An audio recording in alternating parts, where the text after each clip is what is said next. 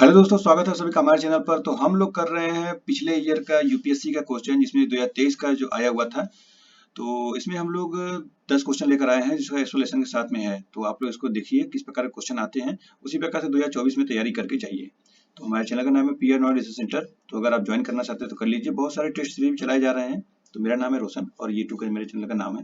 तो चलिए शुरू करते हैं। देखिए, पहला क्वेश्चन था, निम्नलिखित कथनों पर विचार कीजिए।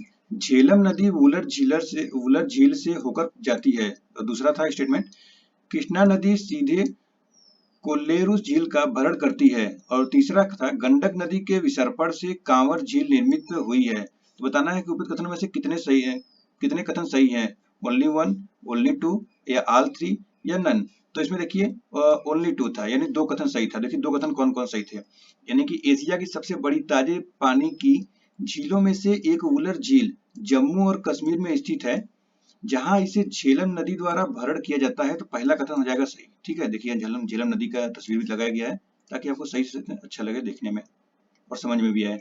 और दूसरा है, देखिए दूसरा कथन गलत था। क्यों गलत था? इसमें कह रहा है कोलेरू झील उत्तर पूर्वी आंध्र प्रदेश में स्थित है और यह एल्लूर शहर के पास गोदावरी और कृष्णा नदी के डेल्टा के बीच स्थित है। कृष्णा नदी सीधे कोलेरू झील का भरण नहीं करती है। और देखिए यहाँ पर क्या कह रहा है क्वेश्चन में, कि कृष्णा नदी सीधे कोलेरू झील का भरण करती है। तो ये सीधे सीधे गलत हो गया। तो जिस प्रकार से नदी से क्वेश्चन पूछे जा रहे हैं, उस प्रकार से बहुत ही डीप पढ़ी है। देखिए तीसरा क्या पूछा था, कि गंडक नदी के विसर्पण से कांवर झील निर्मित हुई है। तो देखिए ये सही बात है। जैसे कि यहाँ पर देख सकते हैं कि कांवर झील बूढ़ी गंडक नदी के कटाव से बनी एक गोखुर झील है। तो यह कथन सही है। इसके बारे में थोड़ा और देख लीजिए। अक्सर वो झीलें वर्तमान आकार की झीलें हैं। यह तब बनता है जब एक नदी अपना रास्ता बदलती है और अपने पूर्व प्रवाह के एक पास को पीछे छोड़ देती है। बूढ़ी गंडक नदी गंगा नदी की एक सहायक नदी है और भारतीय राज्यों बिहार और उत्तर प्रदेश से होते हुए बहती है। चलिए क्वेश्चन नंबर दूसरा देखिए। निम्नलिखित कथनों पर विचार कीजिए। पत्तन है, पत्तन यानी पोर्ट, और किसके लिए जाना जाता है। तो कामराज पोर्ट भारत में एक कंपनी के रूप में पंजीकृत सबसे पहला प्रमुख पत्तन। और दूसरा है मुद्रा पोर्ट, जो कि भारत में निजी स्वामित्व वाला सबसे बड़ा पत्तन। और तीसरा है विशाखापत्तनम पोर्ट, जो भारत में सबसे बड़ा आधान पत्तन यानी कंटेनर पोर्ट कर रहा है। तो कितने युग्म इसमें सम्मिलित हैं? देखिए इसमें भी केवल दो युग्म सम्मिलित हैं, इसमें एक गलत है। तो इस पर एक्सप्लेनेशन देख लीजिए। इसमें देखिए पहला कथन सही है। तमिलनाडु के एन्नोर में स्थित कामराज पोर्ट भारत सरकार के स्वामित्व वाला एकमात्र कारपोरेट पत्तन है, यानी पहला सही हो गया। कामराज पोर्ट लिमिटेड का गठन कंपनी अधिनियम के अंतर्गत एक कंपनी के रूप में किया गया था, और जब इसे 2001 में खोला गया था। एन्नोर पोर्ट चेन्नई पोर्ट से लगभग 18 किलोमीटर उत्तर में कोरोमंडल तट पर स्थित है। यह भारत का 12वां प्रमुख पत्तन है। यह भारत का पहला पत्तन है जो एक सार्वजनिक कंपनी कामराज पोर्ट लिमिटेड एक मात्र निगमीकृत प्रमुख पोर्ट है और एक कंपनी के रूप में पंजीकृत है। भारत में सबसे बड़ा निजी स्वामित्व वाला पोर्ट मुद्रा पोर्ट है, जो गुजरात के कच्छ में जिले में स्थित है। तो यह भी कथन सही हो गया। इसका स्वामित्व संचालन Adani port and special economic zone limited यानी एपीसेज द्वारा किया जाता है। मुद्रा पोर्ट भारत के प्रमुख पत्तन में से एक है और बड़ी मात्रा में कार्गो को संभालने की क्षमता के कारण देश के व्यापार के लिए महत्वपूर्ण रहा है। आगे देखेंगे तो मुद्रा पोर्ट वॉल्यूम द्वारा भारत का सबसे बड़ा वाणिज्यिक पत्तन वित्त वर्ष 2011 में 5.6 मिलियन 20 फुट समकक्ष इकाइयों यानी टीईयू को संभालने के लिए देश का सबसे बड़ा कंटेनर गेटवे बनने के लिए राज्य द्वारा संचालित जवाहरलाल नेहरू पोर्ट ट्रस्ट यानी जेएनपीटी बोलते हैं से आगे निकल गया, जिसमें पिछले वर्ष की तुलना में 18% की वृद्धि दर्ज की गई है। तो इस प्रकार ये तीसरा कथन हो जाएगा गलत। चलिए क्वेश्चन नंबर 3 देखिए। निम्नलिखित वृक्षों पर विचार कीजिए।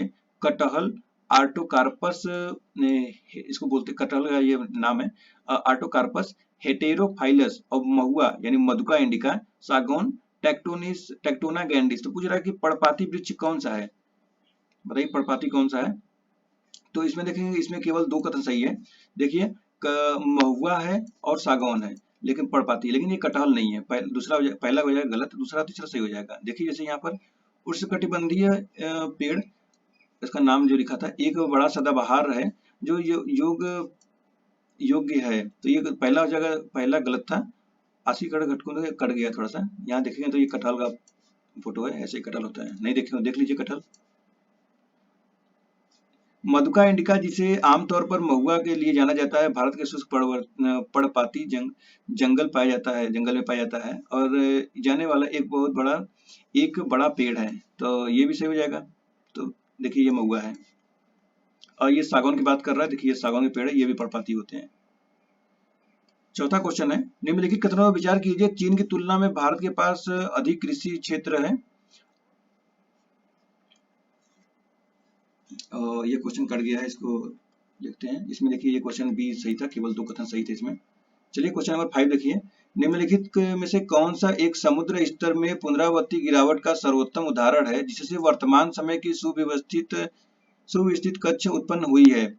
भीतरकनिका गरान मैंग्रोव या मरक्कन लवण बेसिन या नौपाड़ा अनूप या कच्छ का रन? तो देखेंगे तो इसमें कच्छ का रन जो ऑप्शन डी है ये सही है। कच्छ का रण कभी अरब सागर का विशाल उथला क्षेत्र था, जब तक कि एक निरंतर भूवैज्ञानिक बदलाव ने समुद्र के साथ संबंध को बंद नहीं कर दिया। इन वर्षों में क्षेत्र अंततः एक मौसमी दलदली नमक रेगिस्तान बन गया। मानसून के दौरान दलदल पानी से भर जाता है और आर्द्र भूमि पश्चिम में कच्छ की खाड़ी से लेकर पूर्व में कैम्बे की खाड़ी तक फैली हुई है। अब गर्मियों में पानी सूख जाता है, जिससे सफेद नमकीन भूमि का कुरकुरा आधार बन जाता है। तो देखिए ये गुजरात की बात हो रहा है, ठीक है, तो यहाँ कच्छ के रण के बारे में बात हो रहा है। चलिए नेक्स्ट क्वेश्चन है, भारत की कतिपय तटीय क्षेत्रों में प्रचुर मात्रा में उपलब्ध इल्मेनाइट निम्नलिखित में से किसके लिए समृद्ध है? तो देखिए ये टाइटेनियम के था, ऑप्शन हो जाएगा टाइटेनियम। तो यहाँ पे देख लीजिए एक्सप्लेनेशन इसका, इल्मेनाइट यानी FeO TiO2 और TiO2 बोलते हैं उसको रूटाइल, और टाइटेनियम के 2 प्रमुख खनिज हैं। अन्य भारी खनिजों के साथ इल्मेनाइट और रूटाइल पश्चिम में सौराष्ट्र तट यानी गुजरात से लेकर पूर्व में दीघा तट पश्चिम बंगाल तक पाए जाने वाले समुद्र तट रेत जमा के महत्वपूर्ण घटक हैं। ये खनिज 5 अच्छी तरह से परिभाषित क्षेत्रों में केंद्रित है। निंदकारा और कायमकुलम कोल्लम जिला केरल के बीच 22 किलोमीटर की दूरी पर मुख्य खनन केंद्र के बाद चवारा जमा के रूप में जाना जाता है। तमिलनाडु के कन्याकुमारी जिले में बल्लियार नदी के मुहाने से लेकर कोलाचल मानवलाकुरिची इसका नाम है और थोड़ा आगे के अवसाद के रूप में जाना जाता है, इससे 6 किलोमीटर की दूरी पर है। उड़ीसा के गंजम जिले में 1.4 किलोमीटर की औसत चौड़ाई के साथ रूसी कुल्लिया नदी के मुहाने और गोपालपुर लाइट हाउस के बीच लगभग 18 किलोमीटर तक फैले छतरपुर तट पर IREL के उड़ीसा सैंड कॉम्प्लेक्स के बाद OSCOM अवसाद के रूप में जाना जाता है। उड़ीसा के पुरी जिले में 1.91 यानी 2 किलोमीटर की औसत चौड़ाई के साथ गिराला नाला से ग्राम बबुनिया तक 30 किलोमीटर तक ब्रह्मगिरी अवसाद है। श्रीकाकुलम जिले आंध्र प्रदेश में 25 किलोमीटर लंबाई और 700 मीटर चौड़ाई औसत चौड़ाई के साथ नीलारेऊ और संदीपेटा के बीच भावनापड़ू तट है। परमाणु ऊर्जा विभाग के AMD इन खनिज भंडारों की खोज कर रहे हैं। नेक्स्ट क्वेश्चन देखिए क्वेश्चन कट गया है तो इसको छोड़ते हैं, बहुत इसमें दिक्कत है। 10 क्वेश्चन लेकर आए थे लेकिन ये जो PDF है वो सही नहीं है। तो चलिए हम लोग फिर से दूसरा क्वेश्चन लेके आएंगे, इसमें ये सही नहीं लग रहा है। लेकिन जैसे कि ये 10वां भी इसमें भी कट गया है तो इसको हटा देते हैं। चलिए तो लगातार हम लोग ऐसे वीडियो लेकर आएंगे प्रीवियस ईयर क्वेश्चन के, और इस पे टेस्ट भी कराया जा रहा है, तो आप लोग टेस्ट करिए। जितना ज़्यादा टेस्ट करेंगे उतना ही आपको प्रॉफिट रहेगा। देखिए टेस्ट करने से एक बेनिफिट ये रहता है कि कौन से क्वेश्चन किस प्रकार से आ रहे हैं, आने वाले किस प्रकार से क्वेश्चन और पूछे जाएंगे, तो उन सबको आप बार बार किए रहेंगे तो बहुत ज़्यादा प्रैक्टिस रहेगा, ठीक है। तो अभी तो आज ये वीडियो बनाए, इसमें कुछ त्रुटि हो गई जिससे कि पूरे क्वेश्चन नहीं हो पाए हैं, लेकिन आगे हम लोग देखिए इसमें क्वेश्चन और भी कराए हुए हैं। और UPSC के जो 2023 में क्वेश्चन हुए हैं, तो इसमें हम लोग लगातार पूरा किए हुए हैं 100 क्वेश्चन, तो उसको भी आप जाकर देख सकते हैं। और इसमें टेस्ट कराया गया है जो कि STIS का टेस्ट है, जो कि पेड होता है, तो हम लोगों ने इसमें फ्री में कराया हुआ है। तो आप लोग इसको जाइए और टेस्ट करिए। इसमें 365 में PT के लिए इंटरनेशनल रिलेशन पर वीडियो बनाया गया है, और करंट अफेयर का इंटरनेशनल रिलेशन पर वीडियो बनाया गया है, और पॉलिटी का वीडियो बनाया गया है, और आगे जो इकोनॉमिक, जियोग्राफी, हिस्ट्री का भी रहेगा उस पर भी वीडियो बनाया जाएगा।